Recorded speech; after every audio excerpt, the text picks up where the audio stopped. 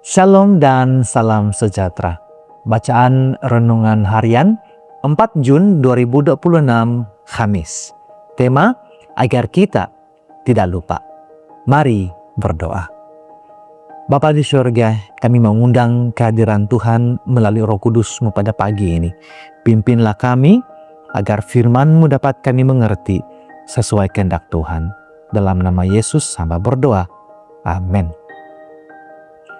Tajuk bacaan, kesehatan pada abad ke-19, zaman lalu yang indah adalah mengerikan, bagian yang kedua. Ayat inti, hendaklah kamu mempunyai suatu tempat di luar perkemahan yang dapat kamu pergi, dan hendaklah ada alat penggali antara segala peralatan kamu. Setelah kamu bercangkung membuat hajat, hendaklah kamu menggali lubang dengan alat itu, lalu menutupi najis kamu pula. Ulangan 23 ayat 12 dan 13. Anda mungkin menganggap ini adalah ayat renungan yang aneh. Tetapi Tuhan peduli tentang setiap aspek kehidupan kita. Jika manusia sejak dahulu mengikuti perintah-perintah Alkitabiah mengenai kesehatan community, berjuta-juta nyawa pasti telah diselamatkan daripada wabak dan penyakit. Bayangkan nyawa yang diselamatkan itu adalah pasangan hidup atau anak-anak Anda. Pasti Anda akan melompat kegembiraan memuji Tuhan untuk ayat-ayat seperti Ulangan pasal 23 ayat 12 hingga 13. Sanitasi merupakan salah satu aspek masalah kesehatan di Amerika pada abad ke-19. Sehingga pertengahan abad tersebut, kebanyakan rumah kelas pertengahan dan seringkali juga kelas atasan masih menggunakan tandas luar. Sebagai contoh, Bandar New York pada tahun 1855 hanya memiliki 10.388 tandas dalam rumah. Resapan najis dari tandas-tandas luar ini secara besar-besaran mewujudkan keadaan bakteriologi yang membimbangkan dalam air perigi. Bagi sampah pula, bandar-bandar tidak mempunyai sistem pengurusan yang teratur. Kebanyakan sampah dibuang ke jalanan untuk dimakan oleh babi-babi yang berkeliaran bebas. Bandaraya New York pada 1840-an mempunyai ribuan babi liar yang membantu menguruskan masalah ini.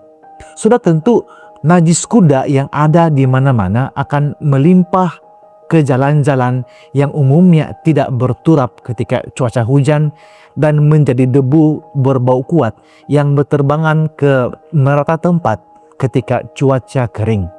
Di jalan-jalan bandaraya New York pada tahun 1900, kuda-kuda dianggarkan membuang kira-kira 2,5 juta pound najis dan 60.000 gallon air kencing setiap hari.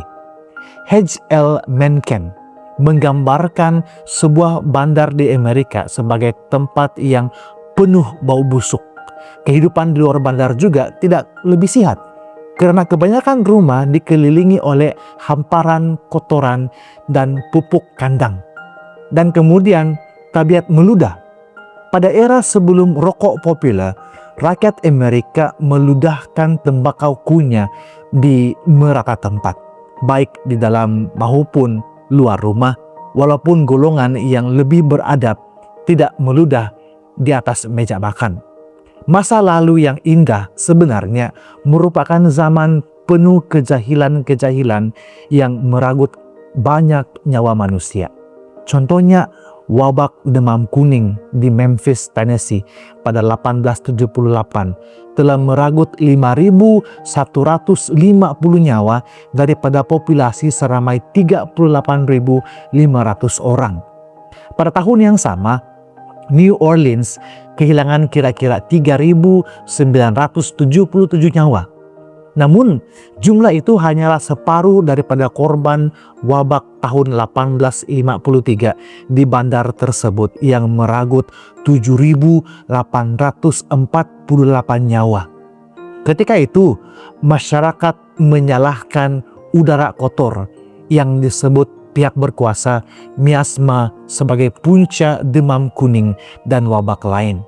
Oleh itu, orang ramai sering tidur dalam bilik yang tidak berventilasi atau kurang pengudaraan demi menjaga kesehatan mereka.